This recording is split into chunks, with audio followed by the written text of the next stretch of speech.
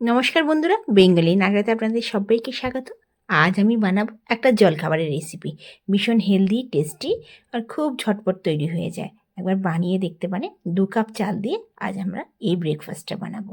তা চলুন শুরু করা যাক।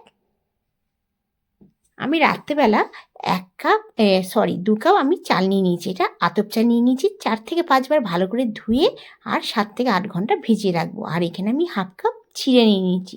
চিড়েটাকেও আমি ধুয়ে রেখে ভিজিয়ে দিয়েছি। আপনারা চাইলে চিড়েটাকে আধা ঘন্টা আগেও ভিজিয়ে রাখতে পারেন। আমি চিড়ে আর চালটাকে একসাথেই ভিজিয়ে রাখলাম। মোটামুটি 8 ঘন্টার মতো আমি ভিজিয়ে রাখবো। আচ্ছা, এবার পরদিন সকালবেলা এটাকে বললাম আমি মিক্সারে ভালো করে ফাইন পেস্ট করে নেবো। এতে কোনো জল দেওয়ার দরকার নেই। যদি জল লাগে তাহলে অল্প করে আপনারা জল দেবেন, নাহলে অল্প চালের মধ্যে তো জল থাকেই, ওতেই পেস্ট হয়ে যাবে। আচ্ছা, এর মধ্যে আমি চিড়েটাও দিয়ে দিলাম। 2 কাপ চাল আর হাফ কাপ চিড়ে, আর দিয়ে দিলাম এর মধ্যে হাফ চামচ নুনটা আপনার স্বাদ অনুসার দেবেন। এবার আমি কি করব, চিড়েটা, চালটা আর নুনটা ভালো করে হাত দিয়ে এটাকে মাখিয়ে নেব, ফেটিয়ে নেব। এটা অবশ্যই করবেন 2 থেকে 3 মিনিট। তাহলে কি হবে, আমি যে রেসিপিটা বানাচ্ছি সেটা ভীষণ সফট হবে।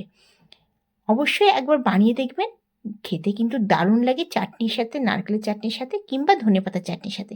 দেখুন, এটা ভালো করে আমি 2 থেকে 3 মিনিট এটাকে ফেটিয়ে নিলাম। যত হাত দিয়ে এটাকে ফেটাবেন তত নরম হবে।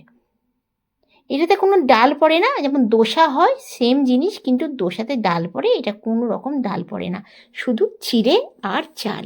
তাতেই খেতে দারুণ লাগে। আচ্ছা, এবার আমি কি করব, ভালো করে 2 মিনিট ভালো করে ফেটিয়ে নিলাম, হাতটা ধুয়ে নিলাম। এবার আমি এইটা 8 থেকে 9 ঘন্টা রেখে দেবো। মোটামুটি যদি এটা মাইক্রোওভেন যদি গরম জায়গায় রেখে দেন তাহলে আরও ভালো হবে, কিংবা আটার মধ্যেও রেখে দিতে পারেন। আচ্ছা দেখুন, পরদিন দেখুন আমি এটাকে 8 ঘন্টা রাখার পর দেখুন অনেকটা ফুলে গেছে। এতে কোনো ইনো ইউজ করার দরকার নেই, অলরেডি 8 থেকে 9 ঘন্টা আমি বাইরে রেখেছিলাম। আর আপনারা চাইলে এর মধ্যে সবজি দিতে পারেন, কিন্তু আমি প্লেন বানাবো। আচ্ছা, একে গ্যাসের মধ্যে ননস্টিকের তাওয়া বসিয়ে দিয়েছি। এতে কোনো রকমের তেলের দরকার নেই। আপনারা একটু ছোটো ছোটো বানাতে পারেন, আমি একটু বড় বানালাম, 2 হাতা মতন দিয়ে দিলাম। আর দেখুন গ্যাসের ফ্লেমটা একদম লো রেখে দিয়েছি।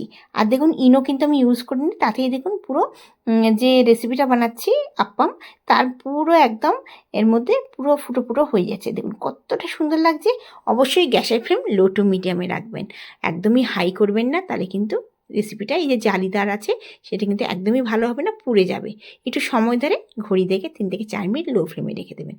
কতটা দেখুন ওপরে ব্যাটারটা যখন শুকিয়ে যাবে, তখন যদি চান একটু করে ঘি দিয়ে দিতে পারেন, বাটার দিয়ে দিতে পারেন। আমি কিচ্ছু দিইনি, আমি তুলে নিলাম। এইভাবে সেম প্রসেসে আমি দ্বিতীয়টাও বানিয়ে নেবো। দেখুন কতটা জালিদার হয়েছে। আর আপনারা যদি ইনস্ট্যান্ট বানাতে চান, মনে করুন চালটা একদম পিষে সঙ্গে সঙ্গে বানাতে চান, তাহলে কিন্তু অবশ্যই 1 চামচ ইনো দিয়ে দেবেন। ইনো দিয়ে দিলেও কিন্তু হয়ে যাবে।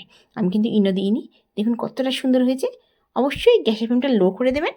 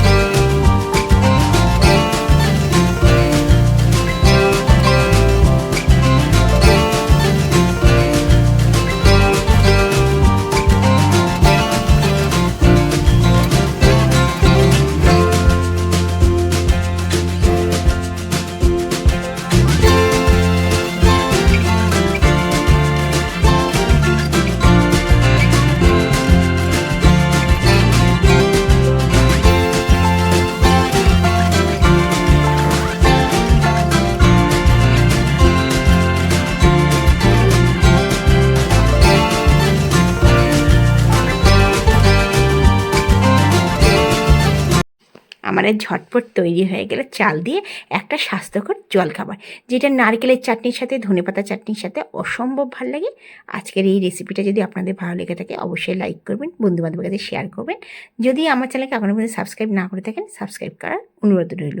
আপনারা যারা আমার চ্যানেলকে সাবস্ক্রাইব করেছেন তাদের অসংখ্য ধন্যবাদ। আমি দেখুন নারকেলের চাটনি বানিয়ে নিয়েছি। এই রেসিপিটা দেখলাম না, নারকেল আর বাদাম দিয়ে চাটনি বানিয়েছি। দেখুন কতখানি ফুটো ফুটো হয়ে গেছে, কতটা দেখতে সুন্দর লাগছে, অসংখ্য ফুটো হয়ে গেছে। আর আপনারা যদি ইনস্ট্যান্ট বানাতে চান অবশ্যই ইনো দিলে এই জিনিসটা তো সফট তৈরি হবে। দেখুন কতটা নরম তুলতুলে, এ তো শুধু শুধু চায়ের সাথেও খাওয়া হয়ে যায়। দেখুন আপনাদের ভিডিওটা কেমন লাগলো অবশ্যই জানাবেন। যদি ভালো লেগে থাকে নিজেরা ঘরে বানিয়ে খাবেন আর কমেন্টসে জানাবেন ভালো লেগেছে কিনা। আশা করি আজকের এই আপ্পামের রেসিপিটা আপনাদের ভীষণ ভালো লাগবে। আপনারা চাইলে ওপর থেকে একটু সবজি দিতে পারেন, আমি প্লেনই বানিয়ে নিলাম।